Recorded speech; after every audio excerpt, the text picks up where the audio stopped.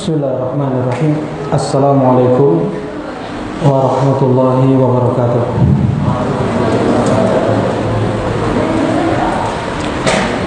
Innal hamdalillah nahmaduhu wa nasta'inuhu wa nastaghfiruh wa na'udzu billahi min shururi anfusina wa min sayyiati a'malina. Man yahdihillahu fala mudilla lahu wa man yudlil fala hadiya lahu. Asyhadu an la ilaha illallah wahdahu la syarika lahu wa asyhadu anna Muhammadan abduhu wa rasuluh sallallahu alaihi wa ala alihi wa sahbihi wa sallama tasliman katsiran amma ba'd. Qala Allah Ta'ala fil Qur'anil Karim, ya ayyuhalladzina amanu taqullaha haqqa tuqatih wa la tamutunna illa wa antum muslimun. Wa qala 'azza fi 'ulah, يا أيها الناس اتقوا ربكم الذي خلقكم من نفس واحدة وخلق منها زوجها وبث منهما رجالا كثيرا ونساء واتقوا الله الذي تساءلون به والأرحام إن الله كان عليكم رقيبا. وقال سبحانه يا أيها الذين آمنوا اتقوا الله وقولوا قولا سديدا يصلح لكم أعمالكم ويغفر لكم ذنوبكم ومن يطع الله ورسوله فقد فاز فوزا عظيما. أما بعد، فإن خير الحديث كتاب الله وخير الهدي هدي محمد صلى الله عليه وسلم وشر الأمور محدثاتها فإن كل محدثة بدعة وكل بدعة ضلالة وكل ضلالة في النار.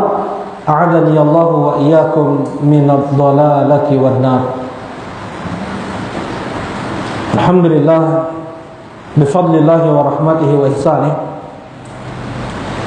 kita bersyukur dan terus bersyukur dengan memuja dan memuji Allah Subhanahu wa taala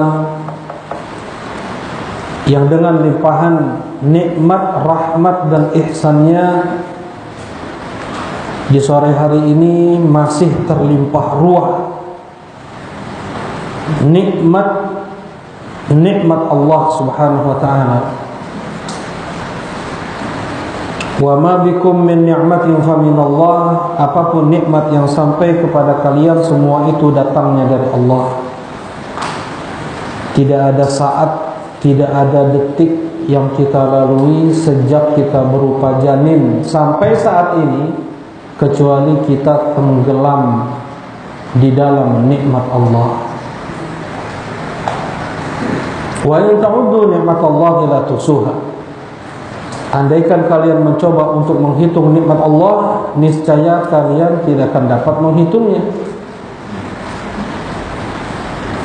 Wa fadlullah, karunia Allah untuk kita berlebih lagi dengan bisa duduknya kita, berkumpulnya kita di salah satu rumah dari rumah-rumah Allah. Kita membaca ayat Al-Quran dan hadis Nabi SAW yang telah dijanjikan oleh Rasulullah SAW, majtama'a qaumun fi baitin min buyutillah yatluna kitaballah wa yatadarasuna fima bainahum illa nazalat alaihimus sakinah wa ghasyiyatuhumur rahmah wa haffathumul malaikah wa dzakarahumullahu fi man 'indah. Tidaklah suatu kaum mereka berkumpul di salah satu rumah dari rumah-rumah Allah mereka membaca Al-Quran dan mempelajari makna tafsir hukum yang terkandung di dalamnya, kecuali Allah akan turunkan untuk mereka sakinah, ketenangan. Allah akan liputi mereka dengan rahmatnya. Allah akan perintahkan malaikat untuk menaungi mereka dengan sayap-sayapnya. Dan Allah akan sebut nama-nama mereka di hadapan para malaikat-malaikatnya. Mudah-mudahan kita semua tergolong di dalam hadis tadi yang disebutkan oleh Rasulullah SAW. Allahumma amin ya Rabb. Nah, kita melanjutkan pelajaran akidah, kajian kitab Khudh aqidatak minal kitabi wa sunnah as-sahihah. Ambillah aqidahmu dari Al-Quran dan sunnah yang sahih, yang ditulis oleh Syekh Muhammad Jamil Zainu. Beliau pengajar, pembina di Darul Hadis Makkah Al-Mukarramah, dan beliau sudah wafat rahimahullah.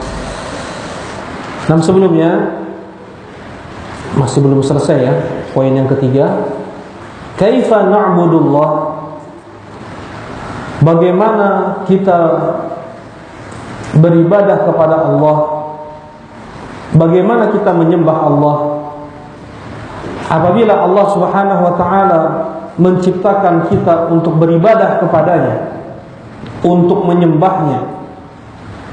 Bagaimana kita menyembah Allah? Telah dibahas, kama amaranallahu wa rasuluh, tentunya sesuai dengan apa yang diperintahkan oleh Allah dan Rasulnya. Tidak terserah kita, bukan apa kata golongan, kelompok, atau ustadz atau ulama, enggak. Tapi kita beribadah kepada Allah harus sesuai dengan apa kata Allah dan Rasulnya, sesuai dengan perintah Allah dan Rasulnya. Karena akal manusia itu liar. Akal manusia itu liar.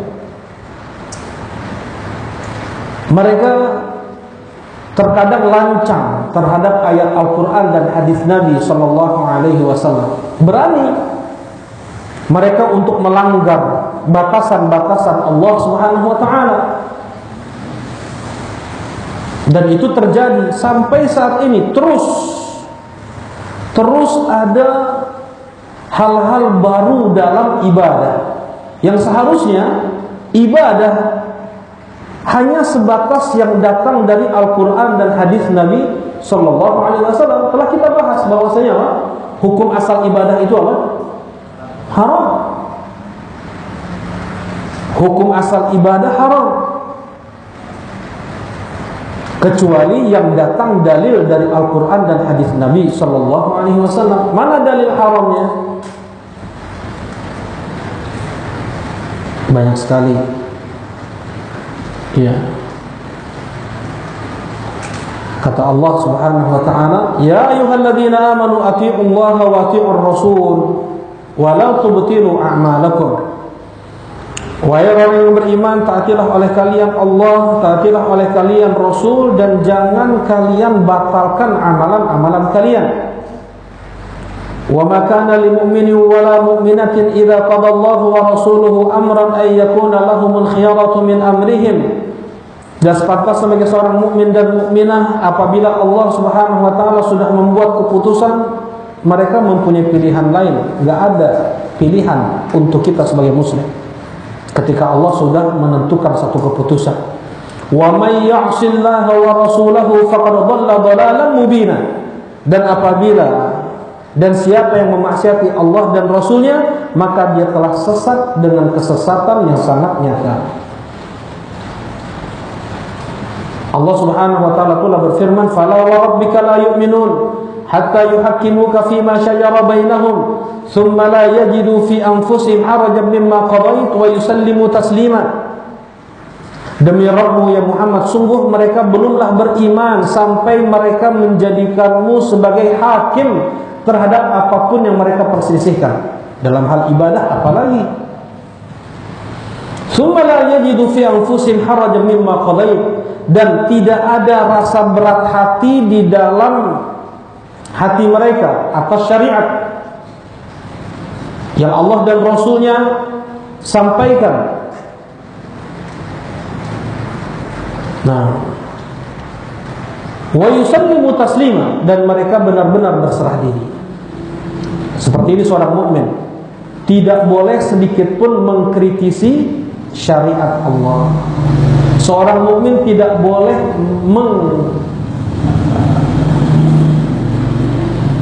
menolak syariat Allah, hukum Allah. Oh ya, ini hukumnya hanya cocok di bangsa Arab aja.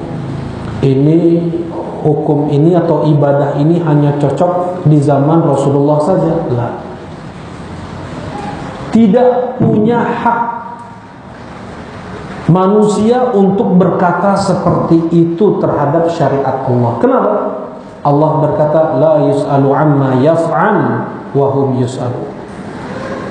Allah tidak ditanya apa yang Allah perbuat, apa yang Allah tetapkan dalam hukum, apa yang Allah tetapkan dalam syariat.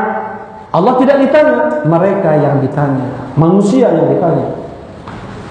Tidak boleh Allah ditanya kenapa kok sholat satu hari satu malam itu 5 kali, subuh, zuhur, asar, maghrib, isya. Enggak boleh ditanya. Kenapa kok subuh 2 rakaat, zuhur, asar, isya 4 rakaat, maghrib 3 rakaat. Kalau seandainya safar yang 4 rakaat jadi 2 rakaat. Bahkan terkadang kalau terjadi peperangan hanya 1 rakaat, mau itu subuh, zuhur, asar, maghrib, isya. Enggak ditanya. Tidak ada hak manusia untuk bertanya. Tidak boleh sedikit pun. Dan ini harus yang selalu menjadi prinsip bagi kita dimanapun dan kapanpun. Kita harus wa yusallimu taslima, berserah diri sepenuhnya. Oh, menurut penelitian air kencing unta nggak baik. Menurut penelitian dengan kedangkalan akal manusia seperti itu. Ya. Yang menurut syariat air kencing unta bisa sebagai obat, tidak najis. Najis saja tidak. Ya, bahkan bisa diminum, dijadikan obat. Akal saya menolak, perasaan saya menolak. Misalnya,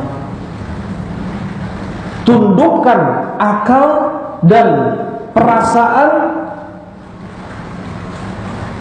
di atas kitabullah. Maksudnya harus Al-Quran dan Sunnah itu menjadi yang paling atasnya bagi kita. Kalau seandainya akal kita, perasaan kita menolak, pastikan akal kita yang salah, pastikan perasaan kita yang salah. Jelasnya, pastikan adat istiadat kita yang salah. Di sebagian daerah, kalau makan gelas itu di sebelah kiri, minum pakai tangan kiri. Karena kalau minum pakai tangan kanan, sudahlah makan pakai tangan, maka dia akan mengotori apa? Gelas, dan dikatakan tidak sopan atau tidak mempunyai etika kalau minum pakai tangan kanan. Tinggalkan adat seperti itu. Jangan pedulikan sama sekali. Minum, makan pakai tangan kanan. Sekalipun tidak dikatakan sopan oleh orang tua sekalipun. Karena syariat Allah dan Rasulnya yang paling puncak bagi seorang muslim. Nah, kemudian Allah Subhanahu wa taala pula berfirman, "Falyahdharil ladzina yukhalifuna an amri an tusibahum fitnatun aw yusibahum adzabun alim." Berhati-hatilah mereka yang menyelisihi tuntunan Nabi sallallahu alaihi wasallam akan tertimpa kepada mereka itu fitnah atau tertimpa kepada mereka itu azab yang sangat pedih bagi yang beribadah tidak sesuai dengan tuntunan Rasulullah sallallahu alaihi wasallam. 2 ayat sebelum terakhir di surat An-Nur bentuk peringatan dari Allah Subhanahu wa taala ya, bagi mereka yang berani beribadah dengan selain tuntunan Nabi sallallahu alaihi wasallam akan tertimpa kepada mereka itu fitnah atau tertimpa kepada mereka itu azab yang sangat pedih. Nah, ini hukum asal ibadah itu haram. Man amila amalan laisa alaihi amruna fahuwa rad. Siapa yang mengamalkan satu amalan yang tidak ada tuntunannya dariku maka itu tertolak. Hadis Nabi sallallahu alaihi wasallam. Baik. Nah, sebagai penyempurnaan yang sudah kita bahas sebelumnya, yaitu untuk kita memahami Al-Quran dan Sunnah pun tidak cukup dengan bahasa Arab. Betul, ilmu syar'i adalah ilmu yang diambil dari Al-Quran dan Sunnah berupa akidah, di dalamnya tauhid, ada fiqh, ada akhlak, ada muamalah, ada ibadah, dan ilmu-ilmu yang menunjang untuk bisa memahami Al-Quran dan Sunnah dengan benar. Ilmu nahw, sarf, balaghah, kalau arud, ya, mau itu usulul fiqh, qawaidul fiqhiyah, usul tafsir, ilmu mustalah al-hadis, semua ilmu tersebut menunjang kita untuk bisa memahami Al-Quran dan Sunnah. Dikatakan semua ilmu tersebut adalah ilmu syar'i. Kita belajar bahasa Arab misalnya, tetapi ingat, Al-Quran dan Sunnah tidak bisa dipahami hanya dengan bermodalkan bahasa Arab saja. Ingat itu. Karena sampai sahabat pun keliru dalam memahami ayat Al-Quran yang mereka paling tahu tentang apa? Bahasa Arab. Ketika turun kepada Rasulullah sallallahu alaihi wasallam ayat innal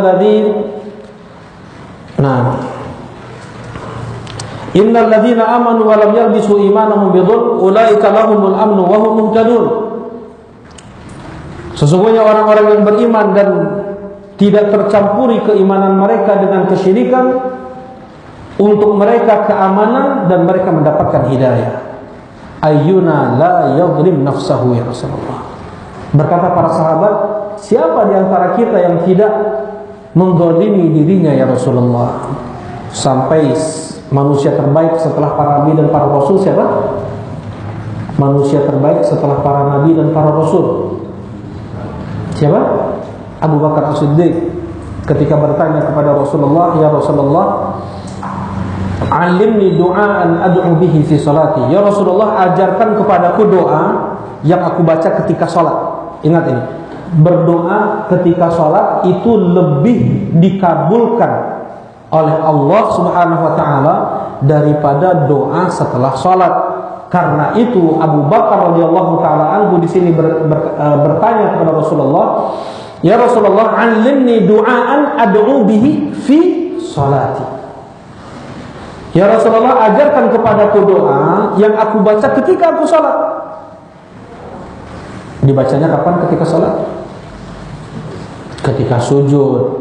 Mau sujud pertama, kedua, ketiga, keempat, ya, sampai rakaat terakhir.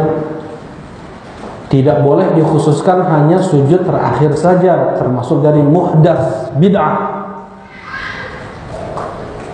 Baca zikir sujud Subhana rabbiyal a'la atau subuhun qudusun rabbul malaikati warruh atau subhanakallahumma rabbana wa bihamdika allahumma ighfirli.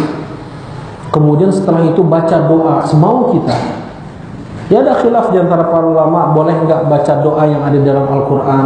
Lebih baik membaca doa yang ada di dalam Al-Quran sebelum salam. Aqrabu ma yakunul 'abdi li rabbih wa huwa sajid fa'kthiru fiha ad-du'a. sedekat-dekat seorang hamba dengan Rabb-nya ketika dia itu sujud, maka perbanyaklah berdoa ketika sujud.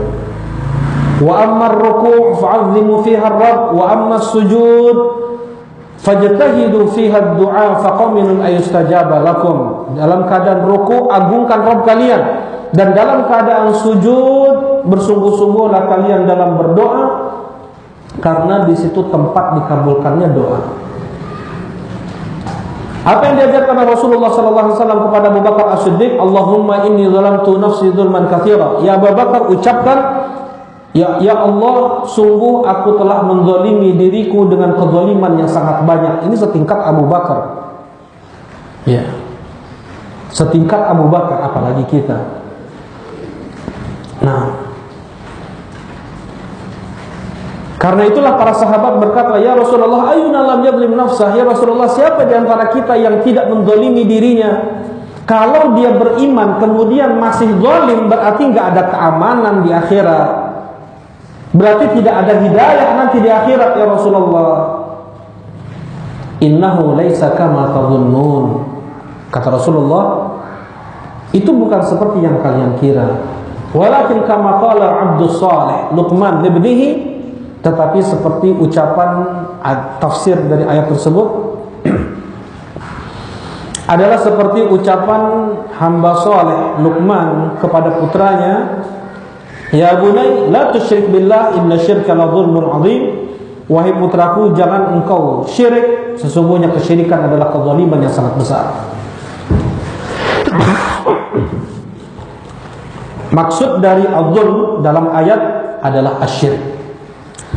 Sesungguhnya mereka yang beriman dan tidak tercampuri keimanan mereka dengan kesyirikan, untuk mereka keamanan dan mereka akan mendapatkan hidayah. Jelas insyaallah.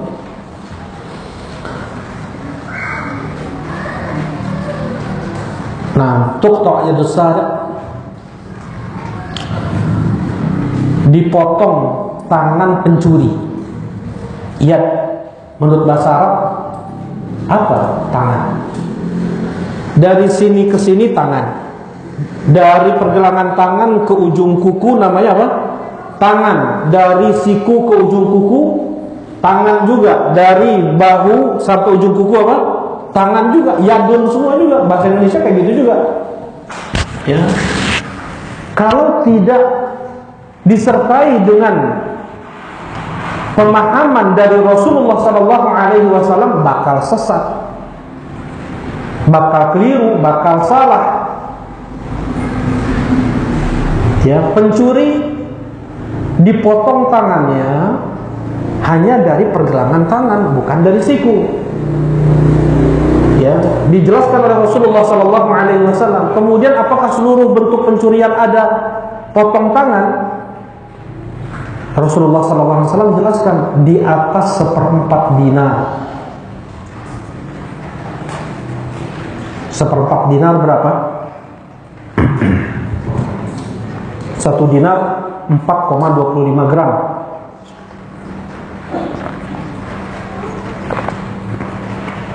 Satu dinar 4,25 gram, kurang lebih 1.200.000. Ya, 1/4 dinar 1.200.000. 1 gramnya 1 juta kurang lebih.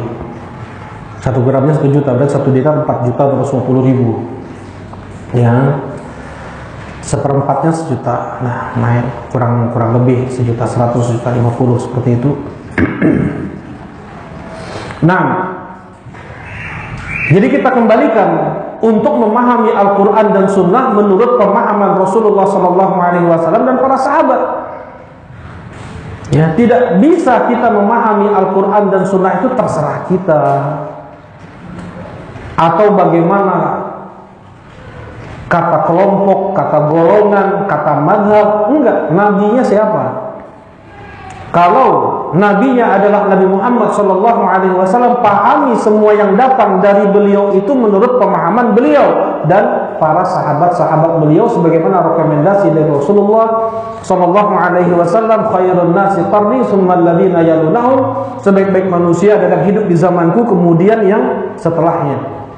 Allah Subhanahu wa taala telah merekomendasi pemahaman para sahabat radhiyallahu taala anhum di surat At-Taubah ayat ke-100, "Was-sabiquna al-awwalun minal muhajirin wal ansar wal ladzina tabauhum bi ihsan radhiyallahu anhum wa radu an." Mereka yang terdahulu pertama-tama dari kalangan muhajirin dan ansar dan yang mengikuti mereka dengan ihsan, Allah ridha kepada mereka dan mereka pun ridha kepada Allah Subhanahu wa taala. Nah, dan pula hadis yang telah disebutkan sebelumnya, ketika terpecah kaum muslimin menjadi 73 golongan, Rasulullah SAW mengatakan semuanya di neraka kecuali satu. Siapa yang satu itu ya Rasulullah? Man huwa mithlu analiyum wa ashabi, yang seperti aku dan sahabatku hari ini. Ya, yang seperti aku dan sahabatku hari ini. Islamnya seperti Islamnya Rasulullah, bukan Islam yang disisipi dengan agama Kristen, agama Yahudi. Sekarang Islam yang disisipi agama macam-macam, agama kejawen, enggak. Islam, kalau ya Islam yang datang dari Rasulullah sallallahu alaihi wasallam. Karena itu Al-Imam Al-Barbahari mengatakan al-Islam huwa sunnah wa sunnah hiyal Islam. Islam itu adalah sunnah, sunnah itu adalah Islam. Ya. Nah,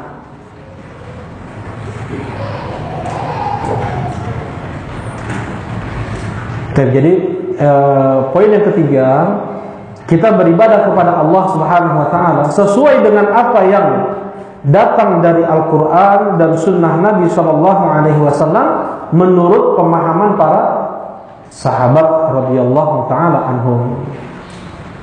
Ya. Dan ingat, ini adalah cara memahami Al-Quran dan Sunnah, yaitu bagaimana memahami Al-Quran dan Sunnah menurut pemahaman para sahabat. Bukan kita jadikan sebagai kelompok tersendiri kemudian dibuat partai, ya, karena memang ada. Kemudian di satu negara mereka bikin partai Salafi sama, yang di dalamnya dengan partai yang itu warna macam-macam lah, ada yang warna macam-macam, ya.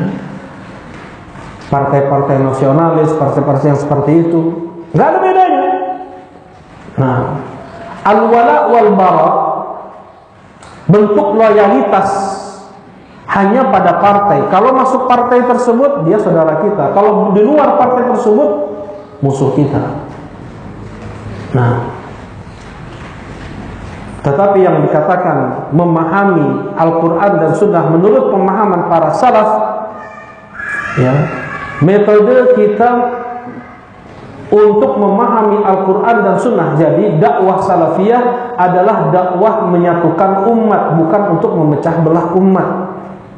Bagaimana Al-Quran dan Sunnah ini tidak dipahami oleh saya, tidak dipahami oleh Anda, tidak dipahami oleh dia, tetapi bagaimana Al-Quran dan Sunnah ini dipahami oleh Rasulullah SAW dan mereka para sahabat. Bisa bersatu kaum muslimin. Ini beda. Nah, ini enggak. Partai ini memahami Al-Quran dan Sunnah menurut partainya, memahami Al-Quran dan Sunnah menurut golongannya, menurut kelompoknya. Yang terjadi adalah perpecahan, ya. Enggak ada sekarang kelompok Islam, golongan Islam yang berasaskan dengan Injil dan Taurat. Semuanya mengatakan dengan apa? Al-Quran dan Sunnah, tapi beda-beda. Kenapa kok bisa berbeda-beda? Karena mereka memahami Al-Quran dan Sunnah masing-masing, ya. Karena mereka memahami Al-Quran dan Sunnah masing-masing, itulah yang terjadi. Kenapa terjadi perpecahan? Baik. Nah, kita lanjutkan. Pertanyaan yang keempat, hal na'budullaha khaufan wa tama'a? Na'am, na'buduhu kadzalik. Apakah kita menyembah Allah dengan rasa takut dan rasa harap? Digabungkan dalam satu waktu. Penggabungan ibadah dalam satu waktu, rasa takut dan rasa harap terjadi dalam satu waktu, itu adalah al-khusyuk. Sebagaimana firman Allah Subhanahu wa taala di surat Al-Anbiya, wa kanu yad'unana raghaban wa rahaba wa kanu lana khashi'in. Mereka, para nabi, setelah Allah Subhanahu wa taala menyebutkan para nabi di surat Al-Anbiya, kata Allah Subhanahu wa taala, mereka itu para nabi beribadah kepada kami dengan rasa takut dan rasa harap, dan mereka khusyuk dalam ibadah. Kemudian para ulama mengatakan al-khusyuk, kekhusyuan seseorang dalam ibadah itu adalah ketika tergabungnya al-khauf wal mahabbah dalam satu waktu. Kamalul khauf wa kamalul dhul, kamalul mahabbah wa kamalul dhul. Puncak dari kerendahan diri dan puncak dari cinta tergabung dalam satu waktu, itulah al-khusyuk. Nah, dan ini tidak bisa lepas dari yang pertanyaan setelahnya, ma huwal ihsan fil ibadah? Apa itu ihsan dalam ibadah? Al-ihsan huwa muraqabatullah ta'ala fil ibadah. Ihsan merasa diawasi oleh Allah ketika beribadah. Kata Rasulullah sallallahu alaihi wasallam, "An ta'budallaha ka'annaka tarahu fa in lam takun tarahu fa innahu yaraka." Ya. Ihsan adalah engkau beribadah kepada Allah seakan-akan engkau melihat Allah. Kata Syekh Muhammad ibn Shalih bin Utsaimin rahimahullahu taala, ihsan itu di sini. Engkau beribadah kepada Allah seakan-akan engkau melihat Allah. Apabila tidak bisa, maka turun ke derajat iman. Fa in lam takun tarahu fa innahu yaraka. Apabila engkau tidak dapat membuat seakan-akan engkau melihat Allah, maka engkau beribadah seakan-akan engkau dilihat oleh Allah. Jelas ini ya? Ihsan itu yang pertamanya. Nah, bagaimana itu? Tadi dengan yang pertanyaan sebelumnya nyambung. Bukan artinya ketika kita beribadah itu kita membayangkan Allah di depan kita, hukumnya haram. Bukan artinya kita membagaimanakan Allah di alam pikiran kita, di imajinasi kita, hukumnya haram. Mana dalilnya? Kita tidak boleh sedikit pun memikirkan sifat Allah. Allah punya tangan, dua tangan Allah. Nanti insya Allah akan kita bahas. Ya. Dan kedua tangan Allah itu kanan.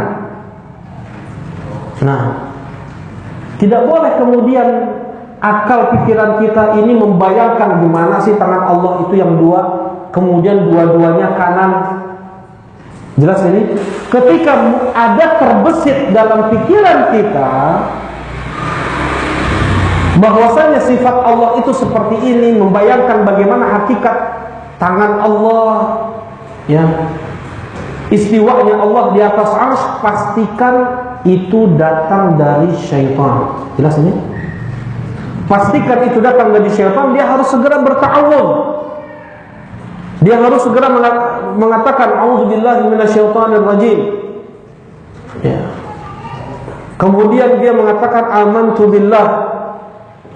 Aku beriman kepada Allah, kemudian dia berpaling. Jangan dia pikirkan itu lagi. Ketika itu datang lagi, pastikan itu datang dari setan dan Allah tidak seperti itu. Ini penting. Ya, karena setan setiap waktu itu memburu kapan kita lengah bisa masuk syubhat, fitnah syubhat dan fitnah syahwat. Nah, jadi ketika seseorang beribadah, dia mengatakan dia berupaya bagaimana dia melihat Allah Subhanahu wa taala. Sebelumnya tadi, mana dalilnya kita tidak boleh membayangkan sifat Allah, dan kalau seandainya ada, pastikan itu datang dari syaitan. Ini faedah dari Syekh Saleh Al-Syekh. Faedah dari Syekh Saleh Al-Syekh tadi ya, yang disampaikan pastikan itu datang dari Syekh. Nah, banyak ayat di dalam Al-Quran seperti apa? Laisa kamitslihi syai'un. Allah tidak seperti sesuatu apapun. Ya, wa huwas samiul basir. Allah tidak seperti sesuatu apapun. Allah Maha mendengar, Allah Maha melihat. Laisa kamitslihi syai', bantahan untuk mereka yang menyerupakan Allah dengan makhluknya. Wa huwas samiul basir, bantahan untuk mereka yang menolak sifat-sifat Allah. Allah tidak seperti sesuatu apapun, tetapi Allah Maha mendengar, Allah Maha melihat. Walam yakul lahu kufuwan ahad, tidak ada yang sekufu, tidak ada yang setara dengan Allah. Hal ta'lamu lahu samia, apakah kalian tahu ada yang sama dengan Allah? Fala taj'alu lillahi andada, jangan kalian jadikan tandingan untuk Allah. Nah, ini dalil-dalil tidak bolehnya kita membayangkan bagaimana sifat Allah di dalam alam pikiran kita, apalagi menyerupakan Allah dengan makhluknya. Allah itu turun ke langit dunia seperti turunnya saya dari mimbar misalnya. Nah, baik. Jadi yang disebutkan oleh para ulama, kita beribadah kepada Allah seakan-akan kita melihat Allah adalah dengan menghadirkan sifat-sifat Allah, dengan kita menghadirkan nama-nama dan sifat-sifat Allah. Bagaimana maksudnya menghadirkan? Seseorang yang dia tidak belajar Al-Quran dan hadis Nabi SAW, dia tidak akan mengenal Allah. Allah Subhanahu wa Ta'ala memperkenalkan dirinya kepada kita dari awal ayat di surat Al-Fatihah sampai akhir ayat di surat An-Nas. Allah Subhanahu wa Ta'ala memperkenalkan dirinya kepada kita. Allah sebut nama-namanya, yang semua nama-nama Allah mengandung sifat-sifat Allah, tidak sebaliknya, tidak diambil dari sifat itu nama. Ya. Kemudian bagaimana Allah sebutkan kisah-kisah kerasnya azab Allah, bagaimana maha membalasnya Allah, dan alam semesta ini di bawah kuasa Allah Subhanahu wa Ta'ala. Bagaimana manusia yang berkaki dua, tiba-tiba kemudian Allah ubah mereka menjadi al-qiradah wal khanazir, menjadi kera-kera dan babi-babi. Mudah bagi Allah. Ya. Siapa mereka itu yang diubah menjadi kera-kera dan babi-babi? Siapa? Bani Israel, mereka yang mancing di hari Sabtu.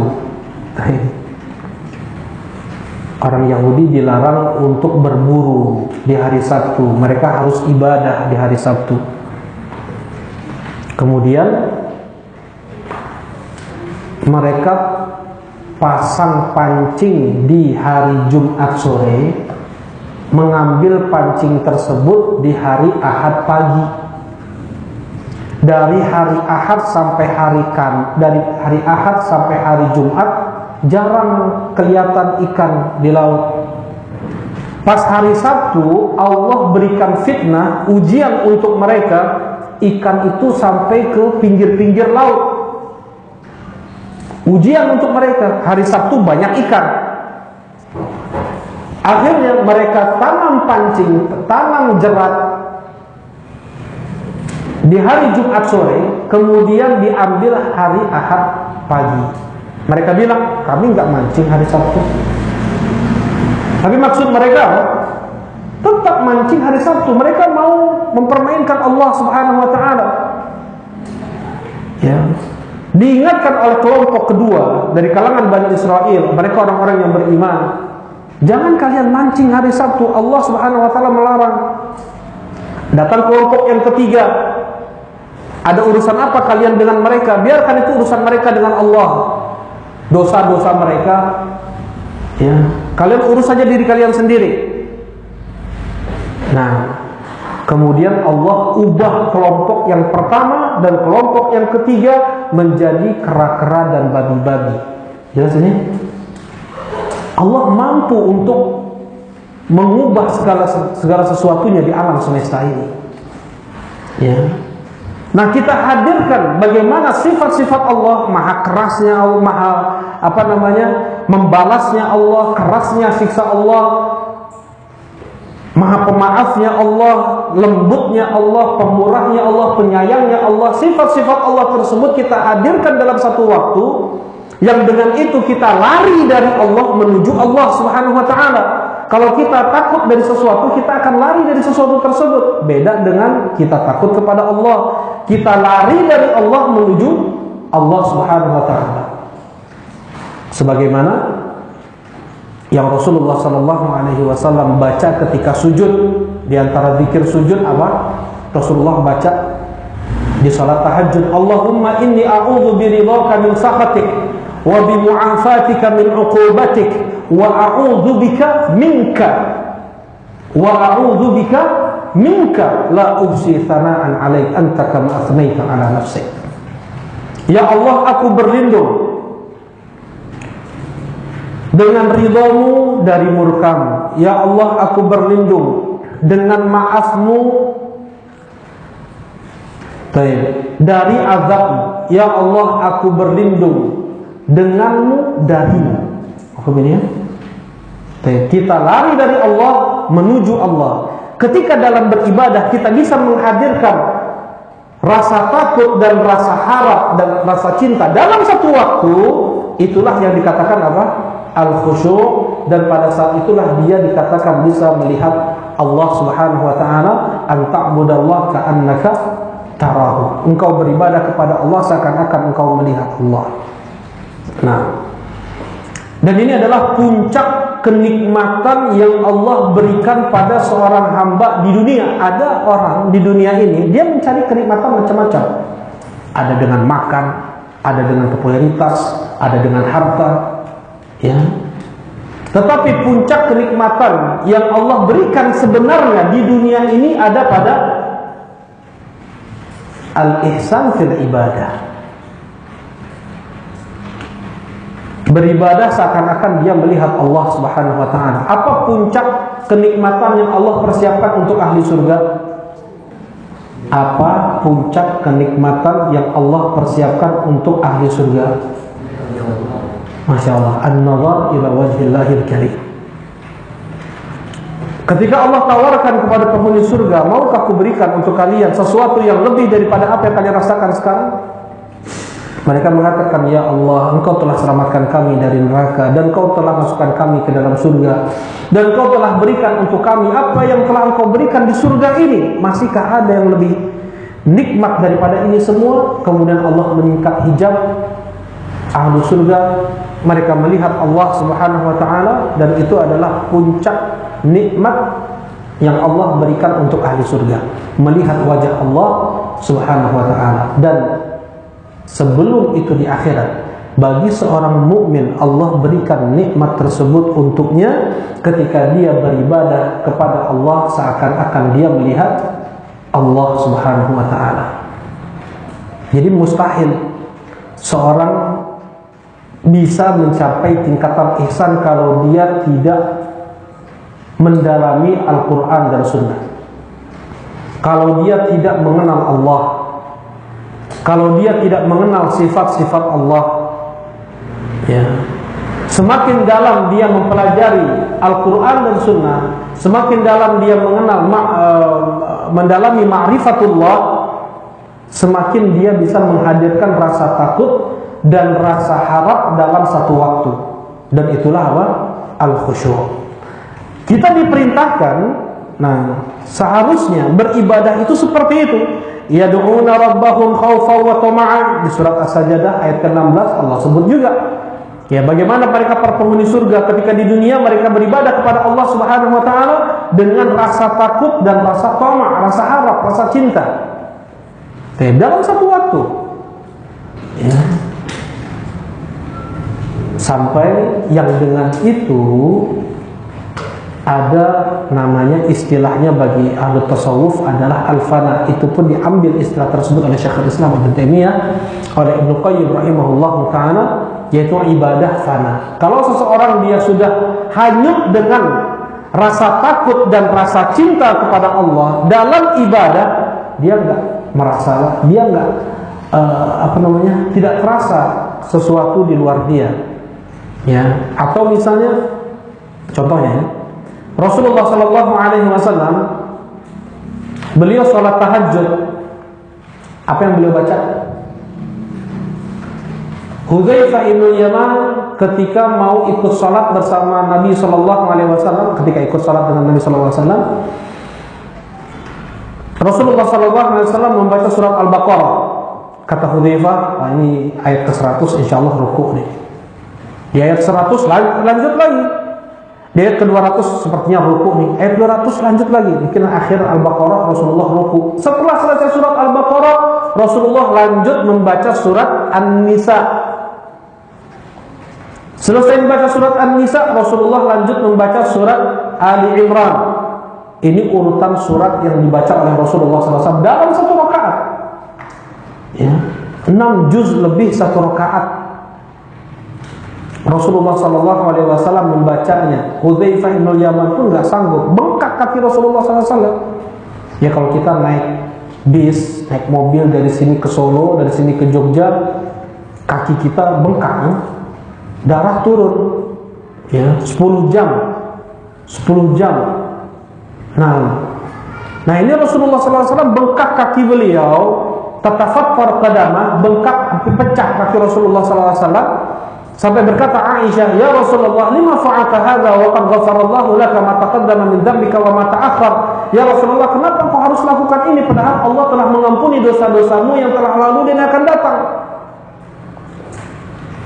Apa kata Rasulullah sallallahu alaihi wasallam? "Ya Aisyah, afala akunu 'abdan ya Aisyah, afala akuna 'abdan syakura?" Ya Aisyah, apakah tidak sepantasnya aku ini menjadi seorang hamba yang bersyukur? Untuk bersyukur Rasulullah SAW melakukan ibadah seperti itu dan tidak terasa sakit kaki Rasulullah SAW. Berdiri hanyut membaca inna fi khalqis samawati wal ardi wa ikhtilafil laili wan nahar la ayatin li ulil albab, 10 ayat terakhir di surat Ali Imran. Basah karena dengan air mata janggut Rasulullah SAW, basah baju Rasulullah SAW sampai basah tanah di mana beliau berdiri. Hanya mengulang 10 ayat terakhir di surat Ali Imran. Ya, hanyut. Inilah yang dikatakan khusyuk. Ya. Sampai Ibnu Qayyim rahimahullah mengatakan seseorang yang dia khusyuk dalam ibadahnya tidak terlihat dari orang tersebut gerakan-gerakan di luar sholat yang itu sia-sia. Karena dia fokus dengan apa? Dan karena dia sudah terlalu sibuk dengan yang dia baca, dengan yang dia tadabburi, yang dia hadirkan dari nama-nama dan sifat-sifat Allah. Ya.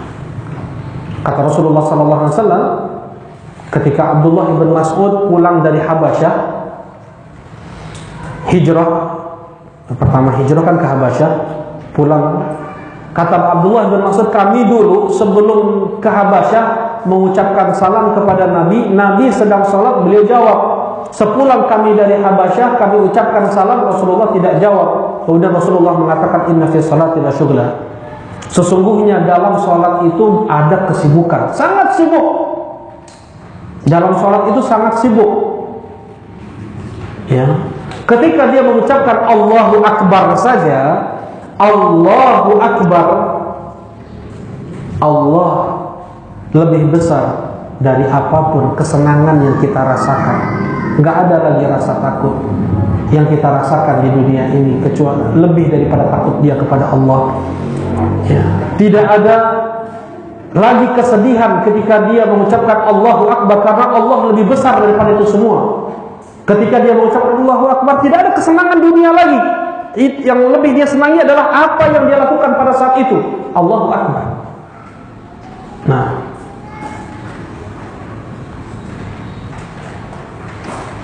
Abu Bakar As-Siddiq radhiyallahu taala anhu ketika beliau menggantikan Rasulullah sallallahu alaihi wasallam ya ketika salat asar. Ya, Rasulullah sallallahu alaihi wasallam dipanggil oleh Bani Amr bin Auf. Bani Amr bin Auf adalah suku yang ada di Kuba, Masjid Kuba. Masjid pertama kali yang dibangun di atas ketakwaan. Yang afaman as-sabuniyah wa taqwa fi awli yawmin ahqqu an takuma fihi jami hibun yatahharu wa yuhibbu mutahhirin, surah Taubah. Nah, itu adalah itu adalah Masjid Kuba.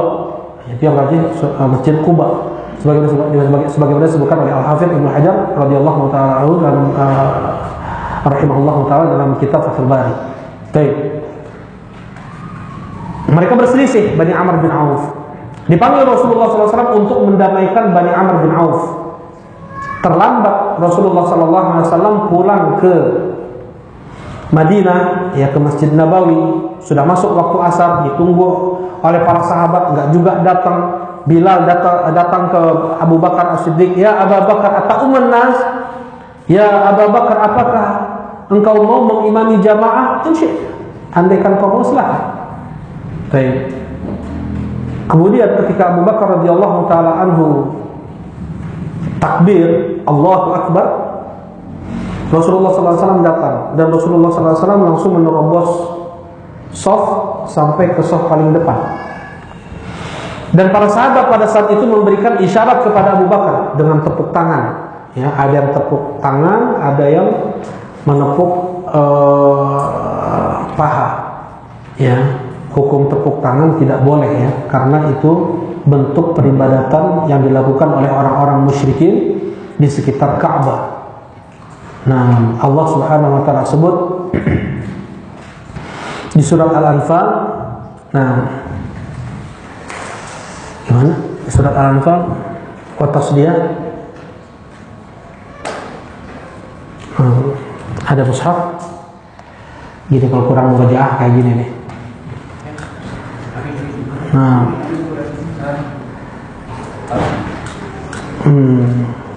Wa makana salatuhum 'indal baiti illa muka'u wa tasdiyah. Kata Allah Subhanahu wa taala, tidaklah salatnya mereka itu, ibadahnya mereka itu orang-orang musyrikin di sekitar Ka'bah. Jazakallahu khair, barakallahu fiik. Allahu ajrakum. Tidaklah mereka salat orang-orang musyrikin di sekitar Ka'bah kecuali hanya dengan tepuk tangan dan siulan. Ya, karena itu para ulama mengatakan bersiul nggak boleh, tepuk tangan nggak boleh. Kalau gol misalnya main bola, gol aja bilang, nggak usah tepuk tangan segala. Masuk dalam tasyabbuh bil kufar. Man tasyabbaha biqaumin fahuwa minhum. Siapa yang menyerupai suatu kaum maka dia termasuk dari kaum tersebut. Nah, para sahabat mereka tepuk tangan. Kemudian ada yang menepuk paha mereka juga. Abu Bakar nggak dengar. Ya, tidak menoleh sedikit pun, tidak dengar, hanyut khusyuk dalam salatnya. Seperti itulah para sahabat. Faida aktsaru tasfih, ketika keras sekali dan banyak sekali yang tepuk tangan, Abu Bakar menoleh sedikit melihat ada Rasulullah SAW. Kata Rasulullah SAW, makana, tetap tinggal di tempatmu berdiri, tetap jadi imam. Rasulullah mau jadi makmum. Abu Bakar radhiyallahu taala anhu kemudian mengangkat kedua tangan beliau sambil mundur ya ke shaf pertama. Akhirnya Rasulullah SAW maju dan menyelesaikan salat. Kata Rasulullah SAW, ya Abu Bakar, wahai Abu Bakar, kenapa engkau mundur padahal aku sudah suruh kau tetap tinggal di tempat? Kata Abu Bakar, maka yang bagi libni Abi Quhafa ayusalli baina yadi Rasulullah SAW, tidak sepantasnya bagi putra Abu Quhafa, maksudnya Abu Bakar, untuk mengimami Rasulullah SAW. Kemudian Rasulullah mengatakan kepada para jamaah, kenapa kalian melakukan tasfir? Tasfirul nisa, khusus boleh tepuk tangan, tapi itu untuk perempuan, untuk mengingatkan imam yang keliru. Innama at-tasbihul lirijal wa tasfiqul linnisa. Ya, kalau untuk laki-laki mengucapkan apa? Subhanallah. Kalau tepuk tangan itu untuk perempuan, untuk mengingatkan imam yang keliru. Nah, letak pendalilannya adalah bagaimana Abu Bakar radhiyallahu taala anhu, beliau sampai khusyuk dalam salat beliau. Ya. Nah, semakin seseorang dia bisa mendatangkan nama-nama dan sifat-sifat Allah ketika dia beribadah, pada saat itulah dia bisa melihat Allah Subhanahu wa ta'ala. Nah, apabila dia tidak bisa melakukan seperti itu, maka rasakan bahwasanya Allah Subhanahu wa ta'ala mengawasi dia. Ingat tadi ya, ketika seseorang melakukan ibadah ihsan, dia melakukan ibadah itu dengan rasa cinta. Bedakan dengan dia beribadah dengan rasa takut.